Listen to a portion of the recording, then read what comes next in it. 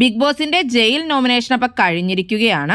അപ്പൊ ഈ ആഴ്ച ജയിലിലേക്ക് പോകുന്നത് സായിയും അതുപോലെ തന്നെ അൻസിബയുമാണ്. സായി ജയിൽ നോമിനേഷന് മുമ്പ് തന്നെ എല്ലാവരോടും ചെന്ന് പറയുന്നുണ്ടായിരുന്നു സായിനെ നോമിനേറ്റ് ചെയ്യണേ എന്നുള്ളത്. പുറത്തെ കാര്യങ്ങൾ വന്ന് പറഞ്ഞു വാണിംഗ് കിട്ടി എന്നൊക്കെയുള്ള രീതിയിൽ മൈക്കിടാത്തതൊക്കെ പറഞ്ഞു കൊടുത്ത് സായി എല്ലാവരെയും കൊണ്ട് സായിനെ തന്നെ നോമിനേറ്റ് ചെയ്യിക്കുകയാണ് ഉണ്ടായത്. എനിക്ക് പറഞ്ഞ സായി ഇപ്പൊ ജയിൽ നോമിനേഷൻ ഒക്കെ വൻ കോമഡി ആയിട്ടൊക്കെയാണ് ഇപ്പൊ കാണിച്ചുകൊണ്ടിരിക്കുന്നത്. സായിക്ക് ജയിലിൽ പോകാൻ ഭയങ്കര ആഗ്രഹമാണെന്നൊക്കെയാണ് സായി പറഞ്ഞത്. എന്താണ് സായിയുടെ ഉദ്ദേശം മനസ്സിലാവുന്നില്ല. എന്തായാലും നല്ല ബോറായിട്ടാണ് തോന്നുന്നത്.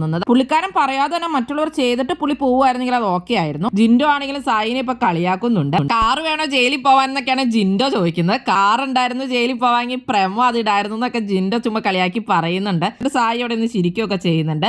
ജിൻഡോയും സായിനെ തന്നെയായിരുന്നു നോമിനേറ്റ് ചെയ്തിട്ടുണ്ടായിരുന്നത്. ജിൻഡോ പറഞ്ഞത് സായിൽ നിന്ന് ഇങ്ങനെയല്ല പ്രതീക്ഷിച്ചതും നന്നായിട്ട് സ്ട്രോങ് ആവാനാണ്, ഇതും ജയിലിൽ പോയിട്ട് വന്നാൽ നല്ല പവർ ആവും എന്നൊക്കെയാണ് ജിൻഡോ പറഞ്ഞത്. ജിൻഡോ ജയിലിൽ പോയിട്ട് വന്നതിൽ പിന്നെയാണ് അടിപൊളിയായെന്നൊക്കെ പുള്ളിക്കാരനോട് പറയുന്നുണ്ടായിരുന്നു. അങ്ങനെ കൂടുതൽ പേരും സായിനെ നോമിനേറ്റ് ചെയ്യുകയുണ്ടായി. നോറ മാത്രം ജാൻമോണിനെയാണ് നോമിനേറ്റ് ചെയ്തത്. പിന്നെ കുറച്ച് വോട്ടുകൾ അഭിഷേക് ശ്രീകുമാറിനും കിട്ടി, അഭിഷേക് ജയദീപിനും കിട്ടി. പക്ഷെ അവരാരും നോമിനേഷനിൽ വന്നില്ല. സായിക്ക് ഒരുപാട് വോട്ടുകൾ ഉണ്ടായിരുന്നു. സായി പറഞ്ഞു തന്നെ കൂടുതൽ പേരെയും കൂടെ ചെയ്യിപ്പിച്ചത് തന്നെയാണ്.